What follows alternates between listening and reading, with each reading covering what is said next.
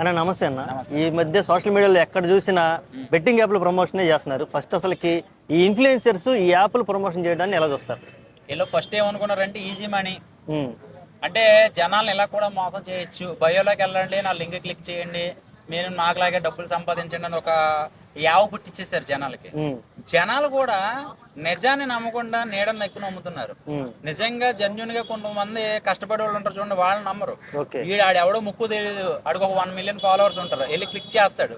Click చేయగానే ఇంకా పాపం ఎటు చూసి వాడు దాన్ని చూసి ఈ బాకీ తీర్చడానికి ఇంకో అప్పు, అది చూడడానికి ఇంకో చిన్న చిన్న అంటే అక్కడ మీరు ఇన్స్టాగ్రామ్ లో చూస్తే నాగార్జున గారు లేకపోతే ఎవరెవరో హీరో ఫోటోలు పెట్టి ఆ యాప్ క్లిక్ చేయమంటాడు. క్లిక్ చేయగానే వాళ్ళకి తెలియని విషయం ఏంటంటే వాడు ఓటీపీ అడుగుతాడు, ఓటీపీ కొట్టగానే సివిల్ పడిపోద్ది, అది ఆడికి తెలియదు. సివిల్ పడగానే ఆఫర్ ఇస్తాడు 650 కడితే మీకు ఇది అప్రూవల్ అయిపోద్ది అని చెప్పి. అలా డబ్బులు లాస్ అయిపోయిన వాళ్ళు కానీ ఇలా బయోలో లింకులు పెట్టుకుని జనాలు మోసం అయిపోయి ఆత్మహత్యలు చేసుకున్న వాళ్ళు కానీ చాలా మంది ఉన్నారు. సో ఇప్పుడు నేను చెప్పేది ఏంటంటే ఎవరో అంటే నాని, అంటే మన లోకల్ బై నాని, తర్వాత బన్నీ యాదవ్ ఎవరో సంథింగ్ నిన్న ఎప్పుడో అరెస్ట్ అయినట్టున్నాడు. ఇంకా అవ్వలేదు, అదే కేసు ఫైల్ అయింది. సో ఇలాంటి వాళ్ళని పట్టుకోవడం కాదండి, చాలా మంది ఉన్నారు.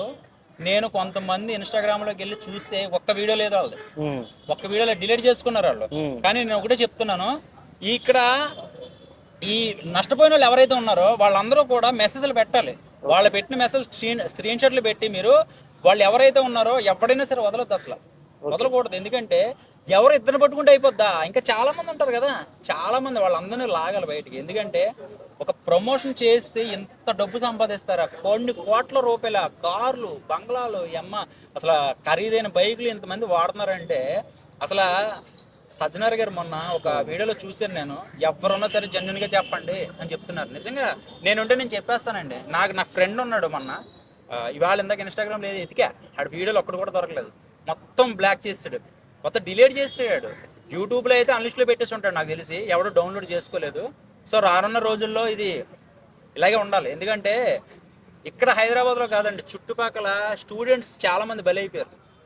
ఇంకా కొన్ని యాప్స్ అయితే మాత్రం ఇంకా దారుణం. వాళ్ళ ప్రాణాలు ఎందుకు పోతున్నాయి అంటే వాళ్ళ మెయిల్ ఐడి జుట్టు మొత్తం ఇచ్చేస్తే కనుక వాడు అరగంటలో డబ్బులు వేయకపోతే వాడు ఎమ్మటే మెయిల్స్కి వీడి ఫోటోలు న్యూడ్ ఫోటోలు వెళ్ళిపోతాయి వాళ్ళకి. మీకు అర్థమైందా? మీరు ఫోన్ ఎత్తకపోయినా డబ్బులు వేయకపోయినా ఈ విత్ ఇన్ సెకండ్లో అది ఎక్కడి నుంచి రన్ చేస్తారనేది ఎవరికి తెలియదు. కట్ చేస్తే వెళ్ళిపోతాయి, వెళ్ళిపోగానే డబ్బులు పడితే మళ్ళీ అన్ని డిలీట్ అయిపోతాయి. ఇంత దారుణమైన పొజిషన్ అనమాట. యువత తెలుసుకోవట్లేదండి. ఆ టైంకి డబ్బులు పడిపోవడానికి ఏదో టకటక క్లిక్ చేసేస్తున్నాడు, ఏదో చేసేస్తున్నాడు, ఆ టైంకి ఏదో జరిగిపోతుంది, తర్వాత నష్టపోతున్నారు అనమాట. సో ఇలాంటి వాళ్ళని ఎంత చెప్పినా వినరు. కాబట్టి అంటే వీళ్ళ సంపాదన వీళ్ళది అంటున్నారు, అంటే ఎంత తొందరగా ఎదిగిపోతున్నాడో అంతే తొందరగా పడిపోతున్నాడో తెలుసుకోవట్లే. అంటే ఒక్కసారి ఆ లగ్జరీ లైఫ్ చూసి వచ్చేస్తున్నాడు, కానీ సమానంగా ఉంటే ఎప్పుడు అలా ఉండొచ్చు అనేది తెలుసుకోలేకపోతున్నారు అంతే. ఓకే.